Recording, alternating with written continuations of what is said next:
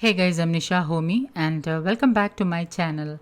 Today I'm sharing a healthy vegan chocolate brownie recipe. It's dairy free and eggless. So without wasting much time, let's get started. Into a bowl, I'm adding in 3/4 cup whole wheat flour.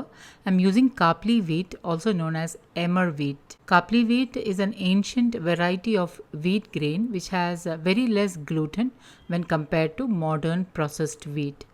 So I prefer to use kapli wheat in my recipes. However, you can also use ordinary whole wheat flour instead. I'm getting the dry ingredients ready. Add in half teaspoon baking soda, 1/4 teaspoon pink Himalayan salt, 1/4 cup roughly chopped dark chocolate. Now instead of dark chocolate, you can use dark chocolate chips, half cup cocoa powder. I prefer to sieve the cocoa powder, so I'm sieving the cocoa powder into the bowl.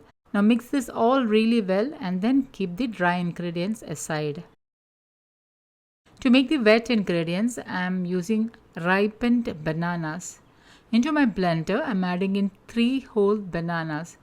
Make sure the bananas you are using are really ripened, and it's ideal to use bananas which has black spots on the skin. Into that, add in 1/4 cup virgin coconut oil.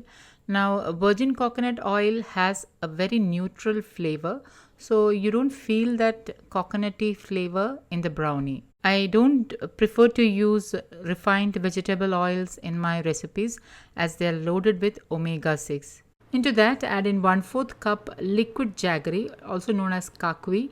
Now, instead of liquid jaggery, you can use maple syrup.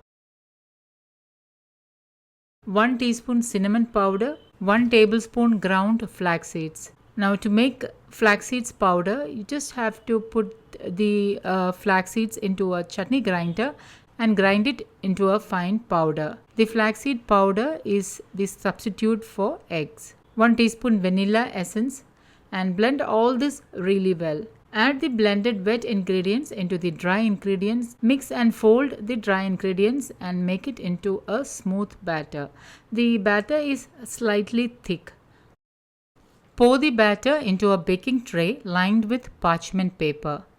Level the top with the spatula. Sprinkle in some chopped dark chocolate on top for added chocolate flavor. This is entirely optional. You can also use chocolate chips instead, or you can totally omit this. Now bake this in the preheated oven for about 25 to 30 minutes at 180 degrees Celsius or until the brownie is done. Please note that oven temperature varies with oven.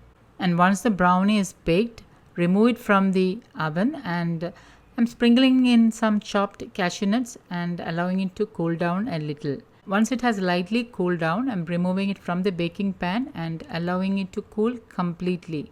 Once cooled, slice and enjoy the healthy brownies.